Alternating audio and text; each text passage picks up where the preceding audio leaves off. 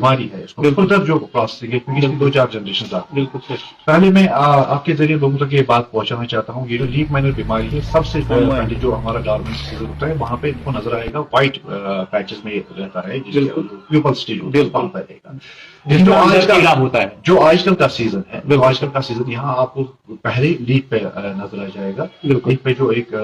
वहां पे स्पॉट नजर आएगा, और जब हम उसको स्क्रैच करेंगे वहां से एक कीड़ा नमूदार होगा, और with the passage of time कीड़ा खुद ब खुद उसमें बाहर निकलेगा, और फिर वो जो उसके थ्रेड्स होते हैं, फंगल थ्रेड्स, वो वहां पे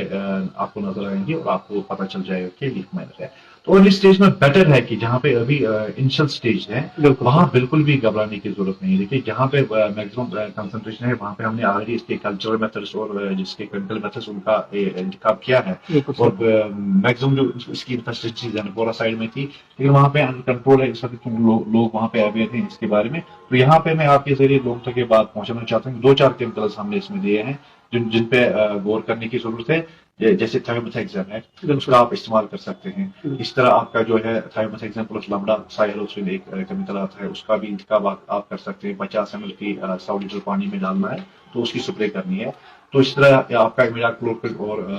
लैम्बडा साइलोसिन, उसका भी इस्तेमाल आप कर सकते हैं। या फ्लूबेंडामाइड है एक और केमिकल, उसका भी आप इस्तेमाल कर सकते हैं। लेकिन मेरी गुजारिश रहेगी जहां भी आपको ये नजर आए, वहां के जो लोकल एक्सपर्ट्स है हमारे, उनसे बात कीजिए, ताकि आपको ये पता चले कि हमें इस वक्त स्प्रे करने की जरूरत है या नहीं है। लेकिन इनिशियली पैनिक होने की बिल्कुल भी जरूरत नहीं है। जहां आपको इनिशियल सिम्टम्स, यानी अगर किसी बाग में 1-2 पत्ते नजर आएंगे, बेटर है कि उनको आप प्लग करेंगे उन लीव्स को, 1-2 मतलब कम ही अगर लीव्स होंगे, क्योंकि अर्ली इन्फेस्टेशन अगर आपने कंट्रोल कर दिया, चाहे आप कल्चरल मेथड्स की वजह से करेंगे या आप केमिकल मेथड्स की वजह से करेंगे, तो जो हमारी फ्यूचर जनरेशन है, इसकी सबसे ज्यादा हैवक जनरेशन जो होती है सितंबर में, क्योंकि सितंबर में हर कोई जनरेशन, जितने भी चाहे हमारे प्यूपा हो,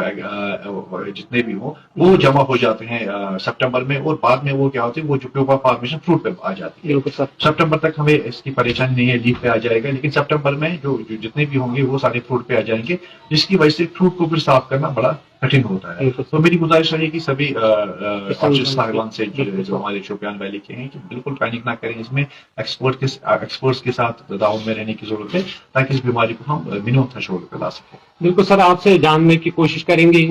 अगर मतलब दो जमींदार है, एक स्प्रे करेगा दूसरा नहीं करेगा, तो इस बारे में थोड़ा लोगों को जानकारी दीजिए, इकट्ठे दावा कीजिए, ताकि हर किसी ग्रोवर का ओब्वियसली एक चीज जरूरी है कि ये जब तक हम कम्युनिटी बेस पे दवाइयां नहीं करेंगे, तब तक इस हर कोई भी बीमारी हो उसको कंट्रोल करना बड़ा डिफिकल्ट होता है। क्योंकि जहां पे इसका जब एडल्ट आ जाएगा,